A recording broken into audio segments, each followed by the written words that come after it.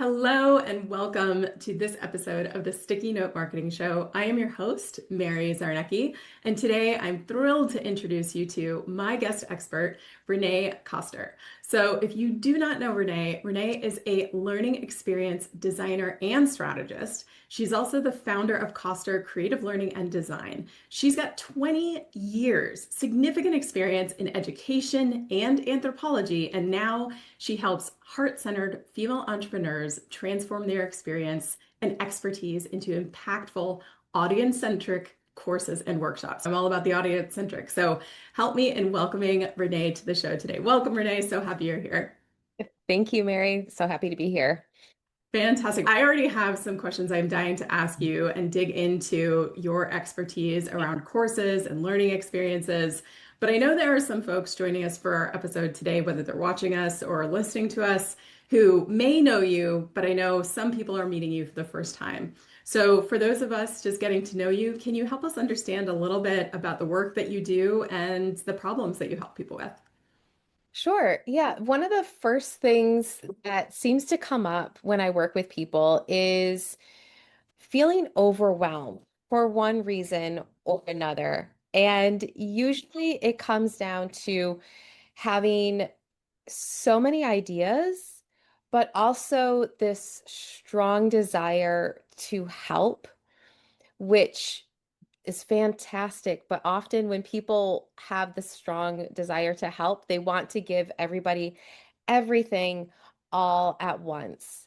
And so the very first thing that I do when I work with people, whether it's one-on-one or in a group program, is we sit down and we talk about what the audience, what the potential learner needs right now. What's that one thing that you can help them achieve? And use that to focus your designing and creating so that you can get yourself out of that overwhelm.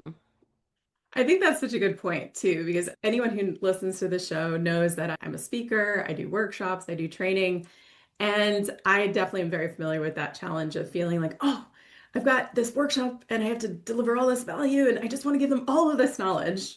And it does feel very overwhelming. So when you're working with your clients or your students, where do most people come to you looking for help? Like, how do they know, and how might someone who's listening to this episode know, oh, okay, this is it. This is something that is something I need to actually get support with. This is a normal feeling of overwhelm versus this is something I actually might need help tackling. Yeah.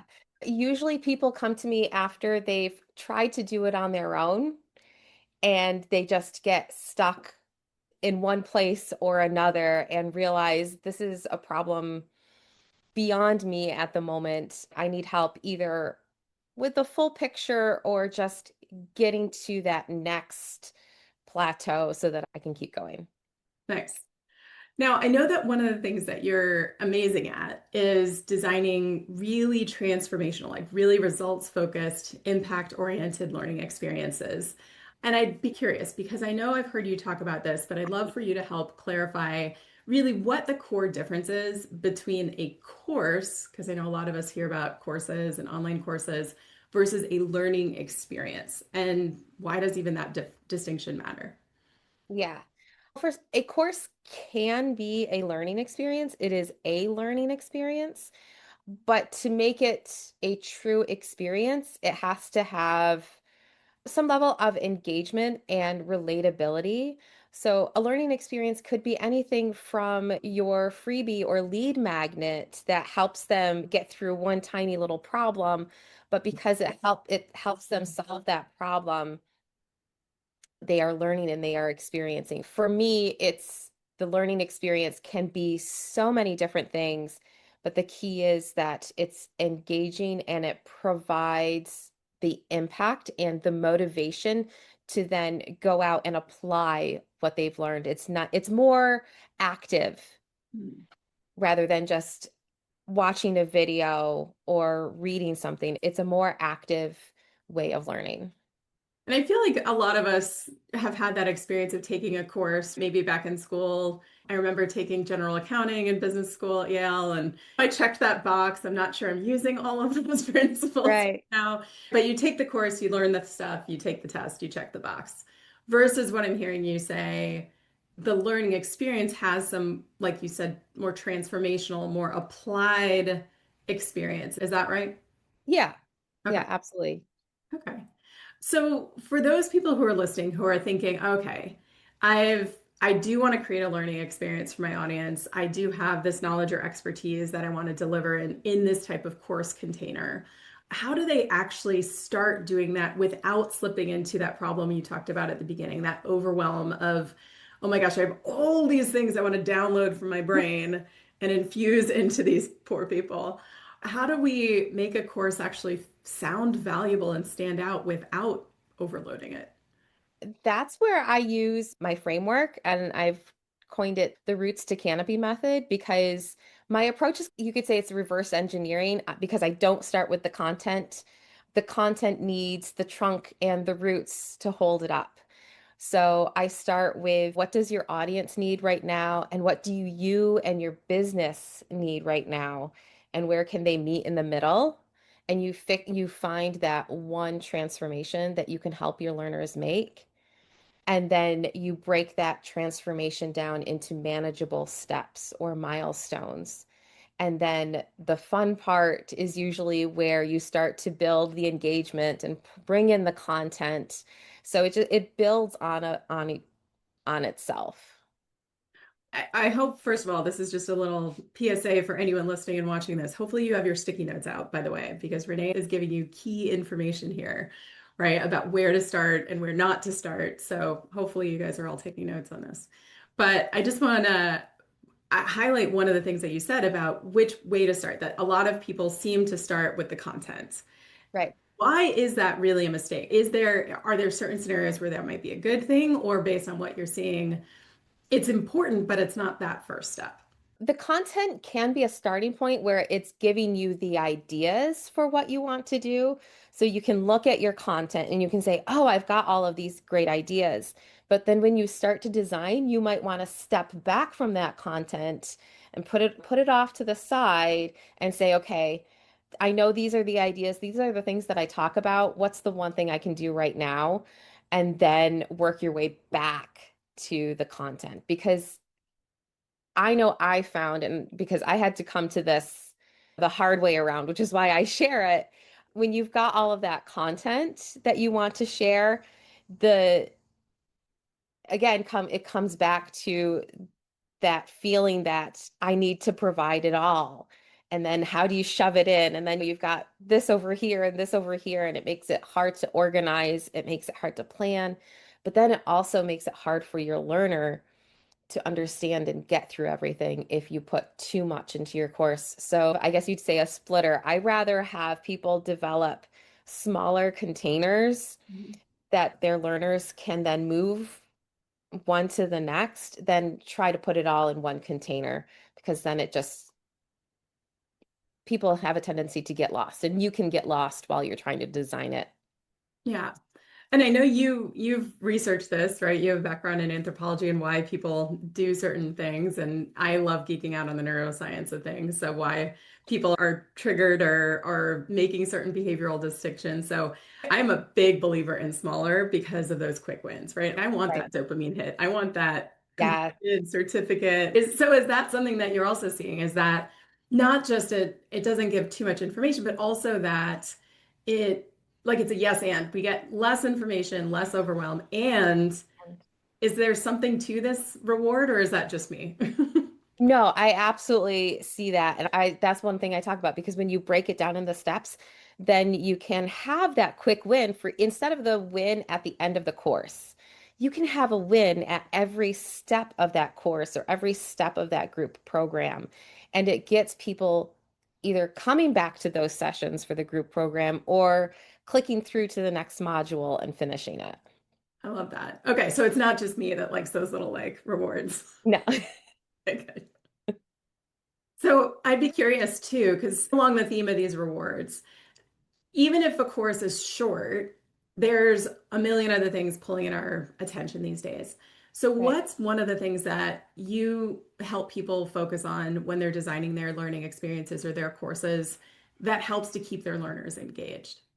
One of the things I like to help people do is find ways of chunking, and that is actually, we do use the term chunking in learning design, and I love it. Chunking and making it sticky. And it doesn't have to be by making an easy one would be to record 5 to 10 minute videos. But what if you're using you're in a workshop? You can't have a bunch of 5 minute workshops. That doesn't work. So how can we break up that workshop time to make it engaging to get people to help people staying focused through it? So it's about design, depending on how you are delivering your content, how the learning experience is delivered. I help people find ways of creating those chunks or those pieces to keep people engaged. And also, I tell my clients, make sure that your learner knows that you are invested in their outcome because that is worth so much more than anything else. To know that the person you bought that from isn't just doing it to make the next dollar, they really want you to make that transformation. And that can be as simple as even an automated email that says, "Hey, congratulations, you've finished this module," or a check-in, "Hey, you've had this course for 2 weeks. How's it going? Do you have questions? Let me know." And so that brings in both the engagement, but also the connection and relatability go so far in helping people understand the things they're trying to learn. I think that's such a good reminder too, is that I think in this day and age, we know if we buy a course and then we get an email that it's probably automated. It's not the course designer probably writing me a personal email. But even though I know it's automated, like it does feel caring. It does feel like, oh, Right. they're invested in me actually succeeding in completing this. So I think that's such a great reminder is that even though it's automated, it's still personal. It's still you took that time to put that automation in place, to craft that email, to design it into your learning experience so that someone really does feel supported and not just, oh, this was a transaction, they're done now. Yeah. So that's a great reminder. I'm curious what your perspective is. As we're getting into new types of agentic AI and new types of technologies rolling out, is there anything that you're excited about? Maybe even not that you're using yet, or maybe you are, but anything that you're really excited about that you see on the horizon as ways to do some of these things even better in the future? I see the ability to develop your own app without having to code or anything, these programs and things, to develop an app that could be more interactive than just the video and lesson to help people through their course. The fact that that is available is so exciting because it's interactive, it's engaging, and it's so portable. If they can do it on their phone or their tablet, it's immediate. And so that's really exciting. And just all the tools that we have now to research and pull things together and helping us organize our thoughts is really fantastic. Awesome. Yeah, I know for me, my brain just starts going with all the possibilities that are coming our way. It's really exciting. Yeah. Now, one of the other things that, as you were talking about, helping people get through the experience and making sure that they stay engaged, is there anywhere that you see as a typical fallout point? I know it probably depends on the type of topic or the content Mhm. or the length of the course, but are there, as people are listening to this and thinking about their own design, are there certain places where you see time and time again people falling out of courses? That's a great point. And it is usually very topic specific, but it's usually like that one thing that makes people really get out of their comfort zone. So Mhm. whether it's sales or mindset work, there's always this one thing that's, oh, is really outside of my comfort zone and I really don't want to do this. And that's where I have people focus. I was like, if you're going to put in just one piece of engagement, this is where you put it. If you're going to spend a lot of time focusing on something, spend your focus and your time getting people through this one big hang up. Mhm. So yes, asking people where is the hang up? Where's the comfort zone pushing in this topic? And that's where you're going to want to give a little bit more of yourself Got in it. the experience. And my guess would be that's probably the thing that gives the biggest transformation or gives the biggest part of the transformation Yeah, because you are shifting someone's perceptions or behavior by going through this experience. Is that the case then a lot of times? absolutely. Great. So we need to get them through that to get them the success in the course. Amazing. Yeah. Now, I know you have actually developed a lot of resources for your clients over the time that you've been working with them, but you did mention that you had a gift for the listeners today. Would you mind introducing us to the confidence checklist that you mentioned? Sure. Yeah. So I have the course confidence checklist, and it's just 4 or 5 questions to help you start thinking about all of the things that we've been discussing today. Am I thinking about my audience? Do I have that one transformation? And depending on what you're answering, it gives you some pointers on where you can start thinking and start working next. Amazing. So wherever you're watching or listening to this, look for the links below. You can access Renee's course confidence checklist to help you take the next steps with clarity, not overwhelm, for your next design experience. And Renee, tell us a little bit, how can people work with you? What are the ways you work with your clients if someone is just thinking to themselves, okay, yeah, I am done trying to figure this out on my own? Yeah, that I have two main ways that people can work with me. I have a group program. It's a 6 weeks program. You don't have to have anything planned out. We start the very first day with finding your idea, and it's based on my design framework, and we start from the idea, and by the end of the 6 weeks, you have a full structure ready to build out and set a launch date for. So I have that. It runs periodically. And I also offer one-on-one strategy sessions, and I offer those sessions in groups depending on the size of your project and what you need. Yeah. All right. So if those sound of interest to you, we'll also include those links so you can get in touch and continue the conversation with Renee. Amazing, Renee. Thank you so much for joining us here on the Sticky Note Marketing Show. Any parting thoughts for those in our audience who might be considering or midway developing their own learning experience or course? Have confidence in your idea. Someone does need it, and don't wait for it to be perfect. Because if you keep waiting for it to be perfect, it's not going to be out there and it's not going to help somebody. And by putting it out there, even if it's imperfect, you're going to get the feedback and knowledge to make it better for the next person. Amazing. Thank you so much for that advice. My little marketer's heart is yes, get it out there, get the market research.